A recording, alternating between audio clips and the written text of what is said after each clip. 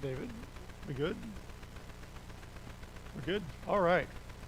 If you haven't already done so, go ahead and find your way then to the book of Exodus.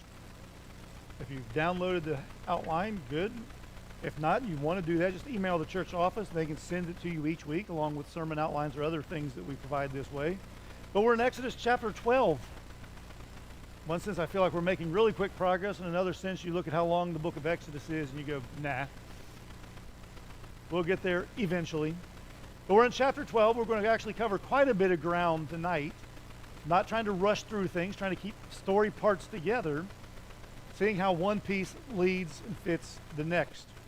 Too long of a section tonight to read it all in one sitting, so to speak.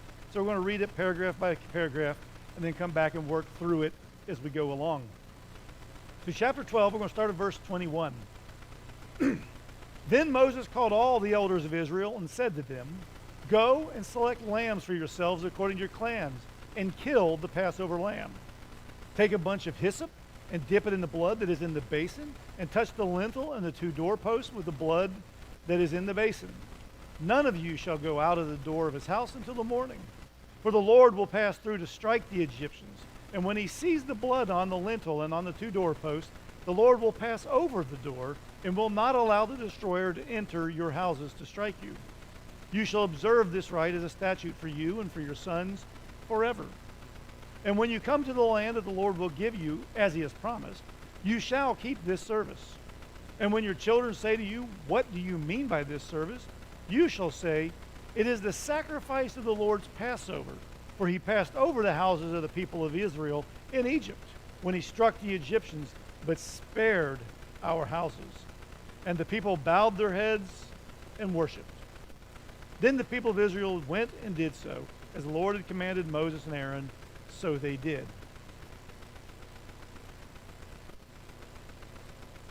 So here we are. We're following along. God has given Moses, earlier in chapter 12, the explanation of how to survive, if you will, the coming of the angel of death through the evening. Now he's passing that language, those directions, on to the elders. And so, really one big long thought process there until we get a little further down, until he starts breaking up the pieces in a little smaller chunks for us. So let's go ahead and work our way somewhat through it quickly. Back to the beginning, then, verse 21. Then Moses called the elders, all the elders of Israel, and said to them, "Go and select lambs for yourselves according to your clans, and kill the Passover lamb." And so Moses has talked to God. Now the elders are called by Moses and Aaron. In doing so, yet again, we find Moses and Aaron acting in obedience. This is what God told them to do. Immediately thereafter, to borrow language from Mark, they do it. Without hesitation, they proceed forward. Then they begin to explain to the elders the Passover, what it is, why we're doing it, and how to do it in a lot of practical detail. And I won't go through and read all that from verse 21b all the way to 27 again, but it's there in front of you. We'll reference back to it multiple times as we go through this first unit. So he's walking them through it. This is what God's told us. Now we're telling you, here's what we're doing, here's how we do it, this is what it's going to look like. We good? All right. I just want to make sure. You got up and walked away, so I didn't know if I had offended you, so we're good. All right. We appreciate all that you do for us, Kevin. So, first direction, congregation, the people of Israel. Notice how he calls them a congregation, by the way. All the people. They are to gather together.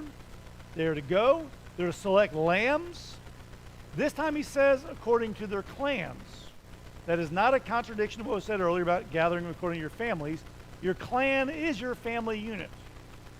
And so the picture here might be that the elders are responsible for making sure people in their clans follow through with the directions that are being given. So it's not a contradiction. You do by your family, we're going to do by clans. He's talking to the elders. It might be that he's simply saying, your responsibility as the elder of this clan is to make sure all that your families do this thing together. And so they're to get the lamb, as Moses had found out earlier from God. They're to take it, to bring it into the family, keep it there with them for 4 days, and then they're to kill it, according to God's plan. Again, Moses already heard that. He's already explained it to us, the reader. He doesn't go into all the specific details there. Instead, he wants to give us more details about how they're to do all these things. And so, having killed the lamb, sacrificed it, according to God's plan, doing it God's way, they're to take hyssop and essentially paint the doorposts. Now, earlier he said put the blood on the doorpost and the lintel. Now specific how to do it, using hyssop. Now, hyssop belongs to, let me think if I remember which family of plants it belongs to.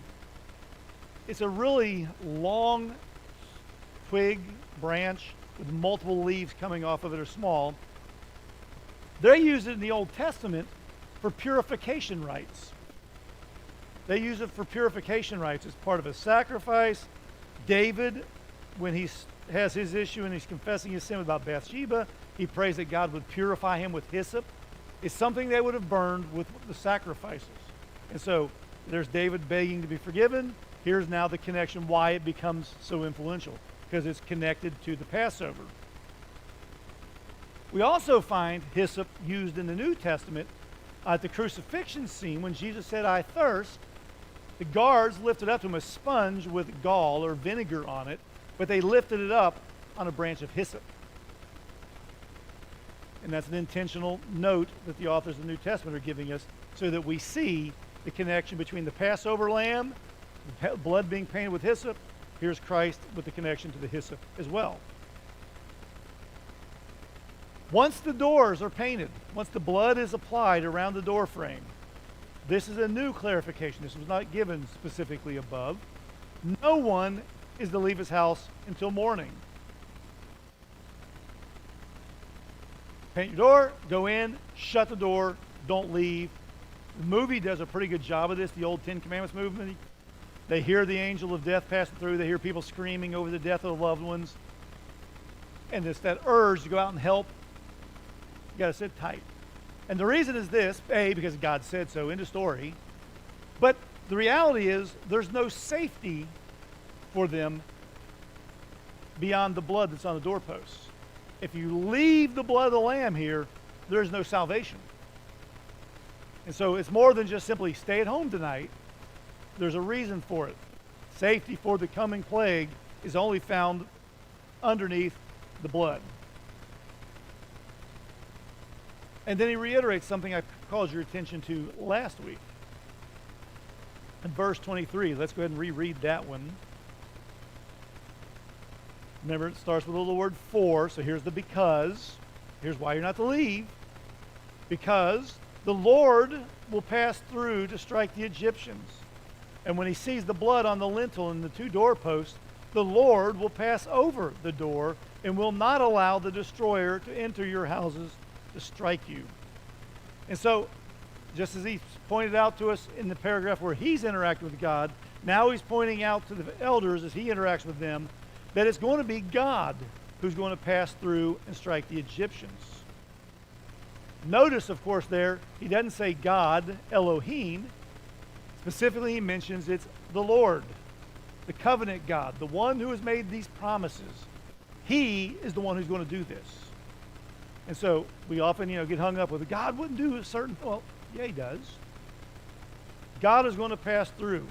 When he sees the blood, as he's going down the street, so to speak, when he sees the blood on the doorposts, he's going to pass over that door.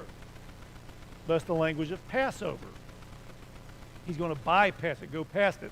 In fact, he goes on to say that God's going to stop the destroyer from going in there. The destroyer is going to pass that house by. And of course, that's where the movies pick up with the angel of death, the smoke, the fog machine coming down the street. Is that somehow, as God comes through, the destroyer is going to be dispatched to deal with the sinners who've been disobedient about the blood. That's what's about to happen to them, soon and very soon. Then he moves from beyond the how to celebrate or practice that night, the Passover, to what they're to do with it thereafter. It is not a one and done. It's an event that is to be commemorated and remembered. And that's where he begins at verse 24 in the middle of that paragraph. You shall observe this rite as a statute for you and for your sons forever. And so beyond the initial event, that first night, the Israelites are supposed to continue to practice the Passover for how long? Forever. Don't ever forget what God has done for you that night. Don't ever take it for granted. Always remember. In fact, he goes on to say it's now a statute. Bless you. Not like some of my students misspelled last week and wrote statue. The question is, did they not hear me correctly, or did they just not remember correctly? Yes. It's always entertaining, sometimes disheartening. You wonder if you were in the same room they were in when they took the notes. But it's a statute, or to put it in our modern parlance, maybe a little better for the average folk, it's a law. It's a rule. It's a commandment. You will do this. In fact, that's the reason why when we jump to New Testament times in the church, we refer to the Lord's Supper, right? The New Testament outgrowth of this event, if you will. We refer to it as an ordinance versus calling it what the Catholic Church does and others, a sacrament. It's not that sacrament is a bad word. Sacrament just points out the fact that it's sacred. But being good Protestants, we don't use the word sacrament because we go, oh, that's Catholic, and we associate sacraments with things you have to do to be saved. But it is a sacred event, right? He's already said so. But it is also an ordinance. It is a law that we are to do these things. So when Jesus says, you do this, he's just extending the command now to the New Testament Lord's Supper application of it. And so you're going to do this with your sons forever. Verse 25. And when you come to the land that the Lord will give you, as he has promised, you shall keep this service. And so further clarifying, when they left Egypt, they're eventually going to come to the land that God promised. This is now making sure we haven't forgotten through all this stuff with the plagues for how many ever weeks we've been looking at it, however many months it took to get all this to go by. Don't forget, this is all ultimately tied back to Genesis and the covenants. What has God promised to do? By saving them, by delivering them through the Passover, God is keeping the Abrahamic covenant. Think Abraham at IC. The Abrahamic covenant. The promise of Abraham. Remember the very first iteration of it in Genesis 12. Go to a land that I'll show you, and I'll give you that land. Later on, he talks about some other things that we're going to mention tonight. Now, here's the promise. God is delivering you, not only from Egypt, but from this event of the death of the firstborn. And when you come to the land that I promised, you are going to keep this command. Remember last week we talked about this just in passing when God is explaining this all to Moses. He says you're going to do this as a memorial, a remembrance event. We do it every time we celebrate the Lord's Supper, right? Do this in remembrance of me. What are they doing? This in remembrance of that Passover lamb. And so when they get to the land, don't settle in, don't get comfortable, don't forget, you will keep this covenant command. And, verse 26, when your children say to you, what do you mean by this service? You shall say, it is the sacrifice of the Lord's Passover, for he passed over the houses of the people of Israel in Egypt when he struck the Egyptians, but spared our houses. We'll stop there for the moment. So parents are now being told they're going to use this celebration of the Passover meal on into the future. They're to use it to explain God's grace to their children, the ones who aren't there yet, the ones who are not old to remember it, the ones who might even been born yet. They're to always be reminded of God's grace through the event. And so as they practice it, the children are going to ask some pretty pointed questions.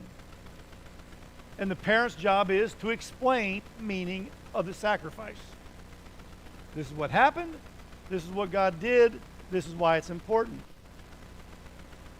That's why it's so important when we celebrate our ordinances, whether it's the Lord's Supper or even baptism as this Sunday, that we remind ourselves.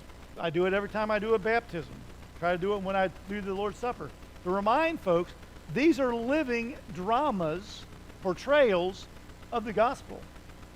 So that you don't go, oh, it's time to eat the Lord's Supper. Okay, it's the first Sunday of the month or whatever. I grew up in a church that did that. We did it every month, the same Sunday, whichever one it was. And we just did it. And it was just tacked into the service. You just did it. We got done. We moved on with the rest of the service. And so I always cringe when somebody goes, shouldn't we do it every week or what? I've been abused spiritually, and that one drives me crazy. But maybe had somebody used this as an opportunity to say, let's remember what the gospel's about, the body that's broken. That's why the little wafers, we're using them for safety reasons right now, the little wafers fall short. The little crackers that are gone stale, yeah, they're unleavened bread, and there's that symbolism, but if somebody doesn't explain it, it's pointless. But there's something powerful in the visual image of it. Let me show you what happened. And then the blood, in the case of the Passover, they would have poured it in front of the family. Jesus would have poured it for the disciples. There's this imagery, this visual drama of the event. Same thing with baptism. I'll mention this Sunday. It's a picture of what? Paul says in the book of Romans. It's the death, burial, and resurrection. It's symbolic to remind not only the person going through it, who is showing their obedience to Christ, it's to remind the rest of the audience, not only is that person in this with you in the church, it's them giving their testimony to the congregation saying, this is what's also happened to me. The old me is dead, buried and gone, and now I've been raised in a new life, and I'm moving forward. So it becomes this visual portrayal, and we need to take these opportunities to teach. I can do it from the pulpit. I'm hoping for the baptism Sunday, there's a young family in our church that has a young child who's asking questions about baptism. I hope they choose to come to the second service so they can show their child this is what's going on and have the opportunity to teach them this is what this means. So it becomes a teachable moment. Even today, when Jewish people celebrate Passover every spring, it's part of the family event. Today, in a Jewish family, the youngest child asks about the meaning of the meal. It's a tradition. It's a practice. So at the meal, the youngest child in the room, Father, what does this mean? And then the father recites the Exodus story. It becomes a teachable moment, at least once a year, for the family about what God has done to save his people. Parents discipling their children. And then, having heard all this from Moses, the people bowed their heads and they worshiped. That's the proper outcome, isn't it? The event hasn't even happened yet, and they're already worshiping God for it because they believe what's going to happen. Everything that God said would happen. Because what's been their experience for the last how many ever months? Everything God said he's going to do, what has he done? He did that. Oh, by the way, don't forget, we're now going back to Abraham. Everything God promised to him 400 plus years ago is happening. And so they don't wait till after the event. The worship starts even before the event.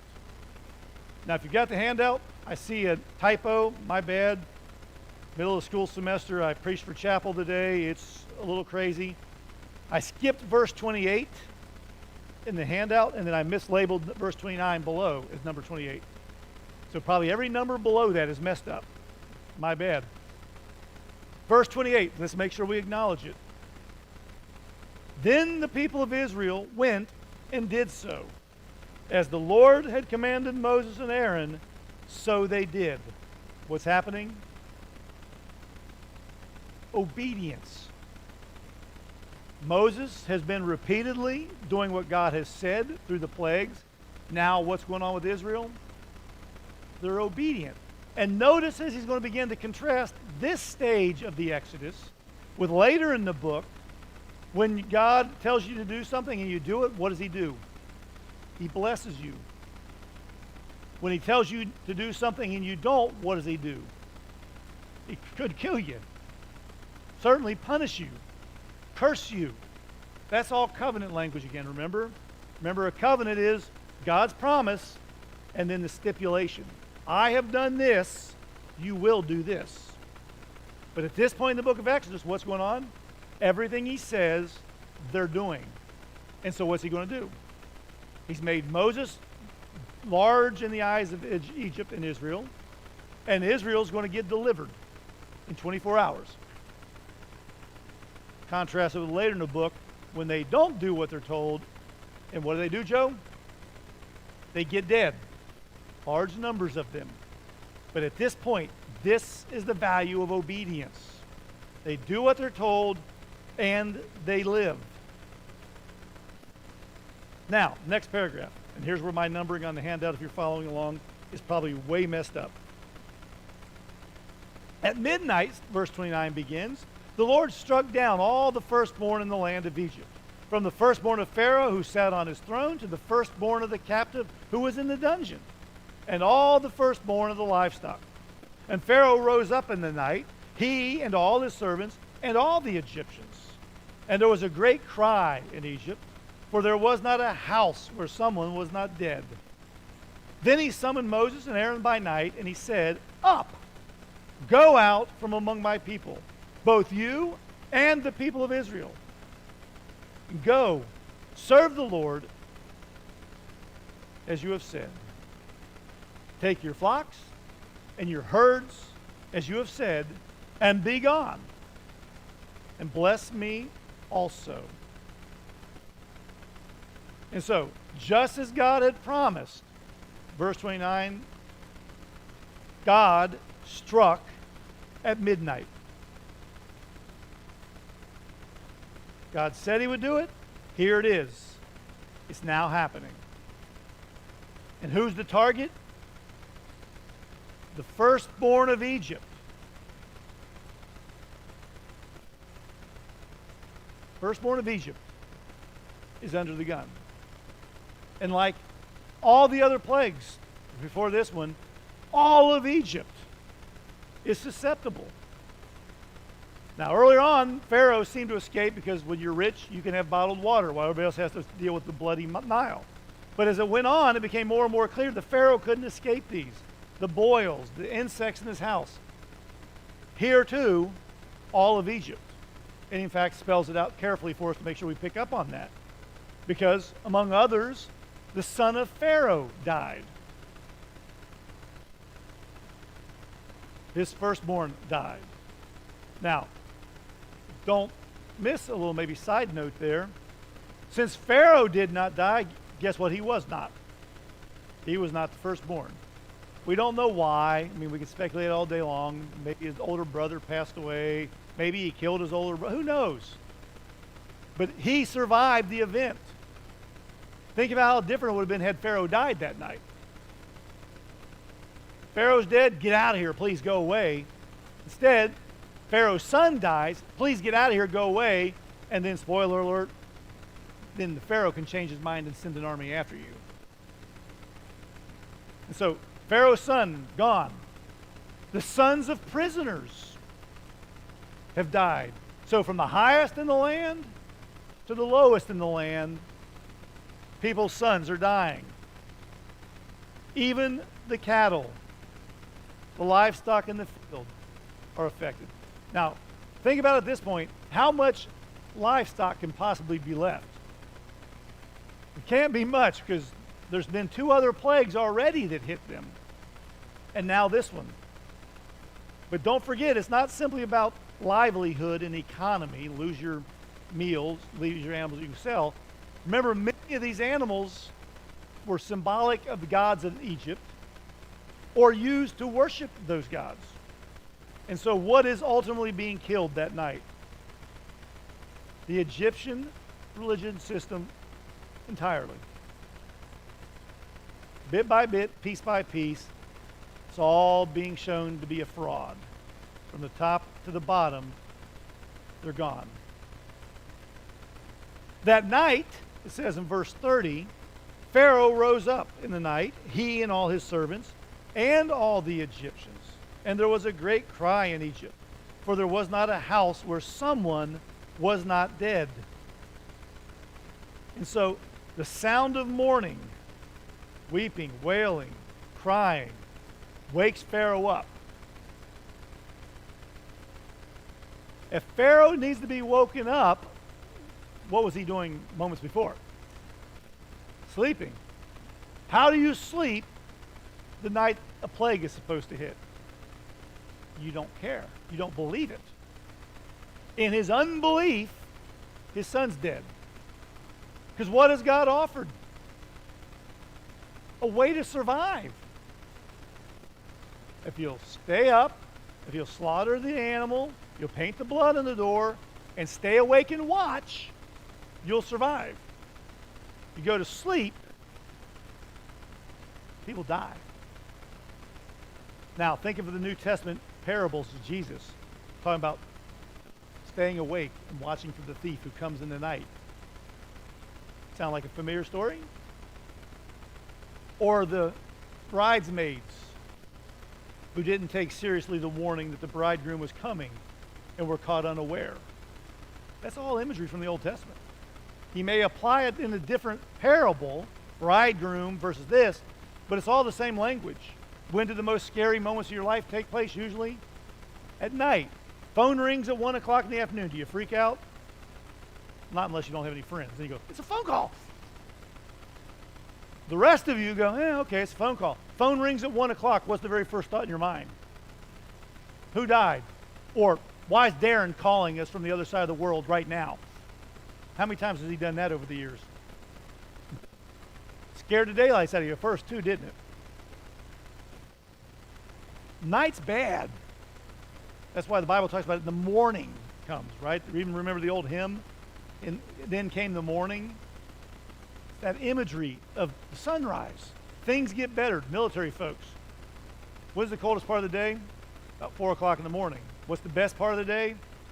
About 6. Then it goes downhill from there, right? But for the moment, it's great. So Pharaoh's asleep. He's asleep at the wheel. He doesn't believe Moses.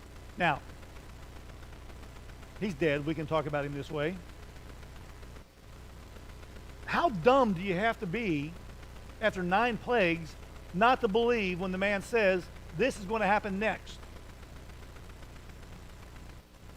Thank you. And what does Moses do with rocks? Hits them and moves on. Yeah, I mean, the guy's asleep. Until the wailing and the crying starts. And as we've just found out in verse 29, it starts in his house too. Imagine his relationship with his wife at this moment. Already the people of Egypt are blaming him. Not too far of a stretch to imagine Mrs. Pharaoh is now blaming him.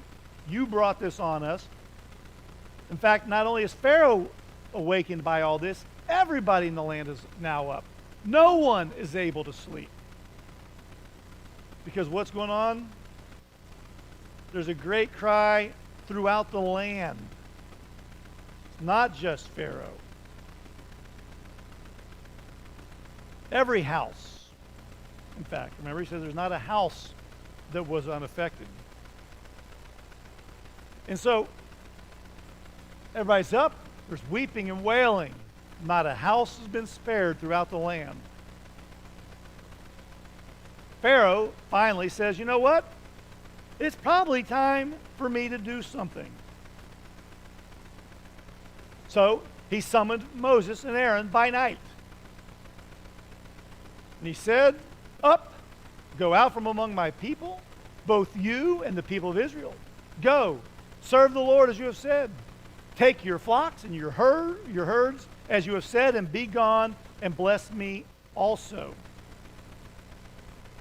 So Pharaoh says it's time to do something about all this. And so, in the middle of the night, he summons Aaron and Moses to the table. Come here. At night. Now, this is not at night like Nicodemus comes to Jesus at night because he doesn't want to be seen. This is at night, as Moses tells the story, because Pharaoh can't wait. It's got to be now. Come to me this moment. Think about that. God has told all the rest of Israel to do what that night? Stay inside. And yet Moses has been summoned to see the Pharaoh at night. But the image seems to be the event has passed. He's out listening, walking to the palace, being ridden on a horse, however he got from point A to point B, hearing all of this dismay. And when he gets there, Pharaoh has no shortage of words now. He's quite straightforward. He's had enough. He essentially tells Moses to get out. Now, the last time he saw Moses, remember he said, this is the last time you'll ever see my face. Get out. Now, however long it's been afterwards, days, weeks, months, however long it's been since that, now he wants to see him again, only to tell him what?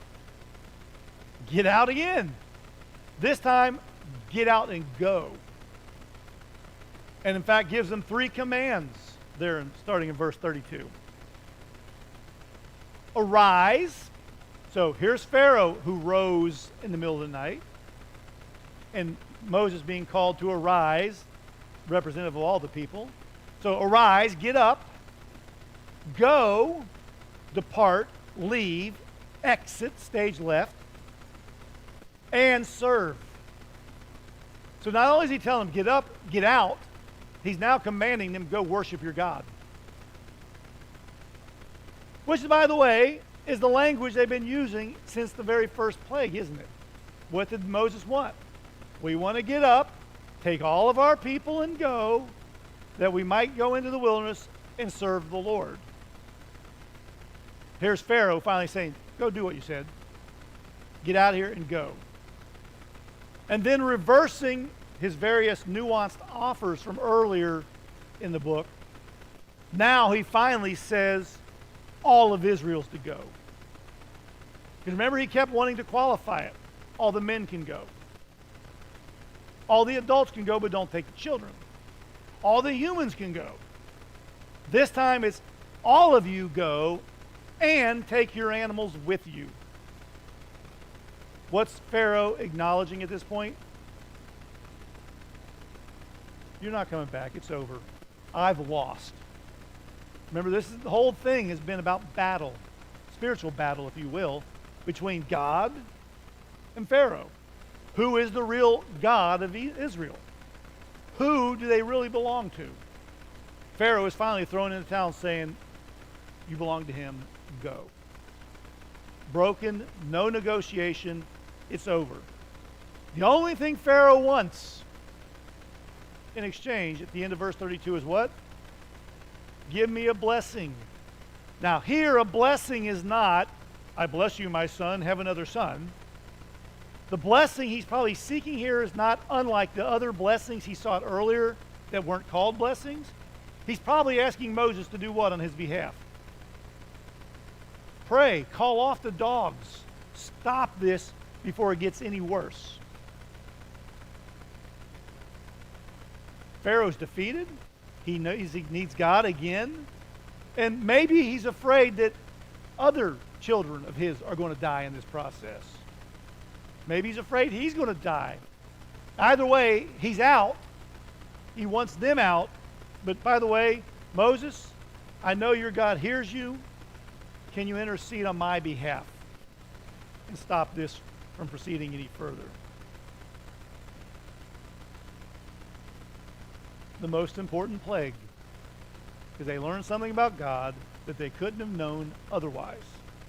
And in the process, they're given the Passover and the lesson that they're passed down from generation to generation about it.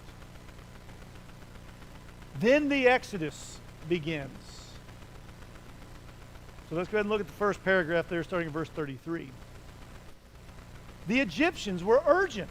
with the people to send them out of the land in haste. For they said, we shall all be dead. So the people took their dough before it was leavened, their kneading bowls being bound up in their cloaks on their shoulders. The people of Israel had also done as Moses had told them, for they had asked the Egyptians for silver and gold jewelry and for clothing. And the Lord had given the people favor in the sight of the Egyptians, so that they let them have what they asked. Thus, they plundered the Egyptians. And so not only is Pharaoh telling them, go, get out of here now, verse 33, the Egyptians, the rest of the people, are essentially begging them to go also. Please leave.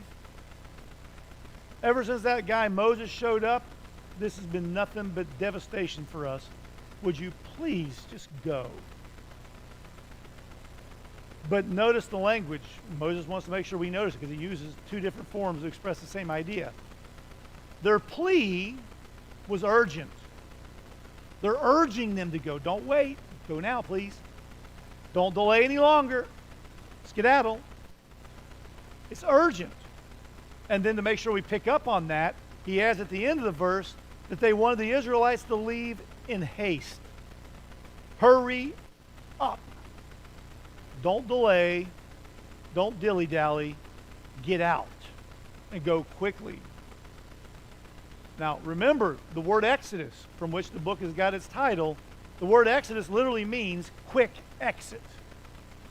And what are the Egyptians begging them to do? Leave quickly. The name of the book is a reminder not only of the event, but the very thing the Egyptians wanted them to do. Exit quickly. Because if they didn't leave, and you can understand the fear of the Egyptians, the remaining Egyptians are afraid they're going to die too. And so it's not unrealistic. That's what was on Pharaoh's heart when he said, bless me as you go. Here are the Egyptians telling their neighbors, please go. We don't want to die also. And so commanded to leave quickly. Verse 34 says they did that very thing. They grabbed their unleavened bread. Remember, they were told to put their leavening away because it represents sin. But also they're told to put leavening away because there's not going to be time for the yeast to rise. And if you've ever had bread that's not risen and it's yeasty, Kay's face says it all. It's just nastiness. You'd rather eat unleavened bread than eat half-baked bread. If you watch the British Bake Off show, you know exactly what they're talking about because those people serve them half-baked bread all the time. So they didn't have time to put leaven in it. It's unleavened, and they're literally picking it up in the bowl that it was in, tying it up in extra clothing, and throwing it across their shoulders. This is not a thoughtful, careful, let's pack up, where does this go? No, it's get what we need and get.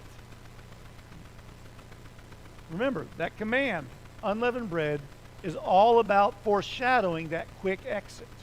And here it is being fulfilled. So quick, the bread is not risen. It's still in the bowl where they'd been kneading it the day before. Get out, go quickly, and they are. Verse 35, yet again, reminds us, shows us, illustrates for us, the Israelites obeying Moses. In fact, he all but says that, doesn't he, there in verse 35? The people had also done as Moses told them. They're obeying. Still being obedient. Because what they do? They ask the Egyptians for silver and gold jewelry and for clothing. So they're being obedient, doing what they've been told to do. So far, so good. Because in fact, what happens when you obey God according to verse 36? God blesses you. God, the Lord here, had given the people favor in the sight of the Egyptians. So that they let them have what they asked. God gave them favor in the sight of the Egyptians. Because think about it. If you're an Egyptian otherwise, what's your view towards the Jewish people around you at the moment? You caused all this. Pharaoh may have blown it, but this is because of you. But instead, he gives them favor. And because of the favor, the word sometimes literally is understood to be like grace. Moses or Noah found favor in God's eyes. Here's Israel finding favor in Egypt's eyes. Because of that, The Egyptians gave the Israelites what they asked for. They gave them what they asked. Hey, neighbor, we're leaving. Can we have your gold and silver? Sure. And the net result is they plundered the Egyptians. They didn't take a necklace. They're giving them everything. Please, just get out. And the Egyptians are plundered. Again, this is language of defeat. Because what does a victorious army do? It plunders its enemy. And so without raising a hand, without drawing a sword, Israel has defeated Egypt and plundered it. Because ultimately, who did? God did. That language of warfare throughout. And so off they go. Verse 37 quickly jumps to the beginning of the journey. So again, how's the story going? Quickly. Think about how much effort it would have taken to pack up and go. But how's Moses telling us? Pharaoh said go, they went. Next. So here they are in verse 37, that paragraph, going. And the people of Israel journeyed from Ramses to Succoth, about 600,000 men on foot, besides women and children. A mixed multitude also went up with them, and very much livestock, both flocks and herds. And they baked unleavened cakes of dough that they had brought out of Egypt, for it was not leavened, because they were thrust out of Egypt and could not wait, nor had they prepared any provisions for themselves. And so, pick up on the language. Israelites, they're thrust out. And I like that word thrust. Literally means shoved out. But they leave from the storehouse city of Ramses. Ramses is a storehouse city. Now, here it's named for Ramses. That takes us back to the question of which pharaoh was in charge. I think it's an earlier pharaoh. Ramses doesn't exist. There's another storehouse city that gets renamed for Ramses later. Maybe it's a storehouse city that Joseph had built at the end of Genesis, where they stored up what? Grain for bread. And now what are we focusing on over and over and over? Bread. So they leave the storehouse city where the grain for the bread would have been, and they travel towards Succoth, which is in the east. If we had a map, I'd show you a map of Egypt. Think of Egypt, the Nile Delta fans out, literally like a fan. It's like the roots of a tree upside down. The Nile Delta is miles upon miles wide near the Mediterranean Sea, and then about 100 miles, 150 miles down, it becomes a single river. Rather than going northeast up along the Mediterranean Sea, it says they basically went east. Going along the sea would have been the shorter, easier route.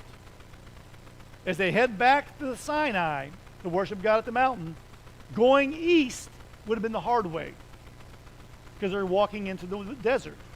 And eventually, what are they going to dead end into? The Red Sea. Why didn't they go the other way? Why didn't they go northeast? Well, God had a plan. They didn't necessarily know it yet. But it's suspected by many folks that that northern route is Egypt's frontier and would have been heavily guarded to protect them from invading enemies. What's the last thing you want to do when you're trying to escape? Run into the army and see what the guards have to say about you fleeing from the cities. And so they go east, heading towards the wilderness, then the Dead Sea, or the Red Sea, and then on that way. More focused of Moses' attention right now is the number of people. There are 600,000 men. Where's 600,000 men on foot. That is not merely a gender description. Later on in the book of Numbers, when they count men, and they only count men, they count men of what? Military age. So there's military language. Again, he's counting his army. They've got 600,000 men of military age. And by the way, what's probably happened to half of Pharaoh's army back in Egypt? A good number of them are dead. Who now has the biggest, baddest army? Except they got a bunch of other people traveling with him and probably no weapons. Not ready to fight yet, which again points to the value of them spending 40 years in the wilderness for other reasons. But 600,000 men, over 500,000, if you factor in women and children, and sociologists, speculate X number of men of this age, they would have been marrying age. Many of them would have been married. Throw in old people, young people, babies, and whatnot. Many speculate that Israel is leaving somewhere around 1.5 million strong. Now remember how the book of Genesis ended? How many people went into Egypt? 70. Now they're leaving 1.5 million. They went in a family. Now they're leaving a nation. They went in one tribe, essentially, the tribe of Jacob. Now they're leaving 12 tribes. Promise after promise after promise in Genesis, now fulfilled. But that's not all traveling with them. It says in verse 38, a mixed multitude also went up with them, and very much livestock, both flocks and herds. The mixed multitude here doesn't specify who it is, but probably would have included other slaves, because what are they seeing happening?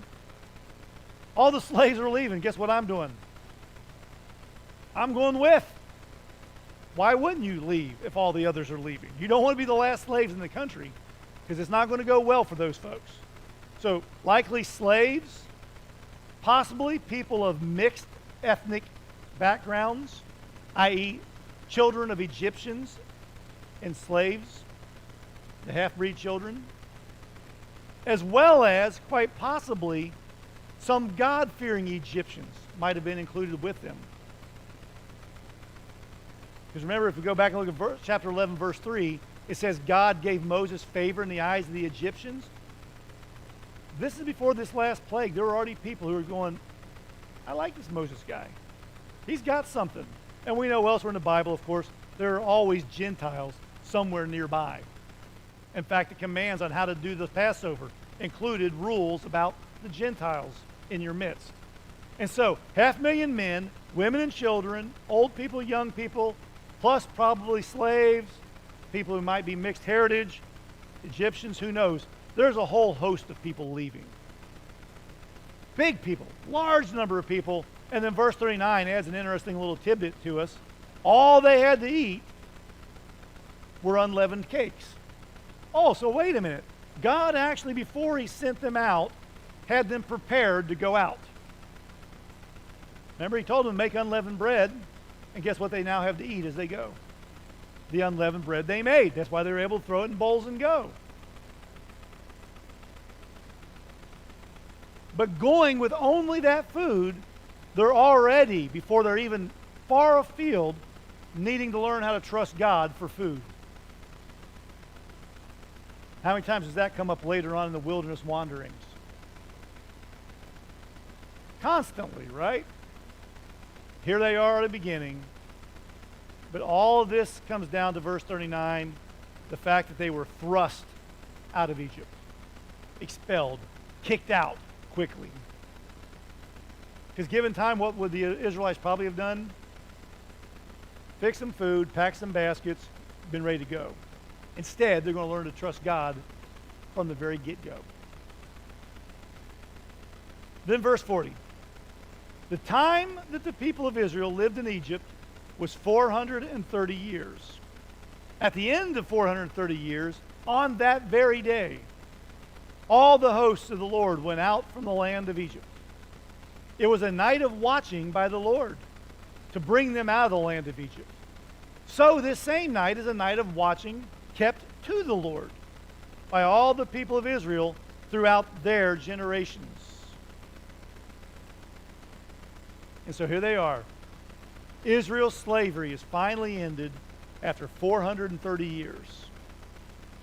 Says it twice, in case you missed it the first time he said it.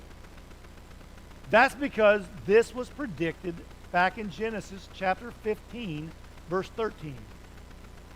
When God told Abraham, you're going to be the father of a great nation, and oh, by the way, they're going to spend 400 years in trouble.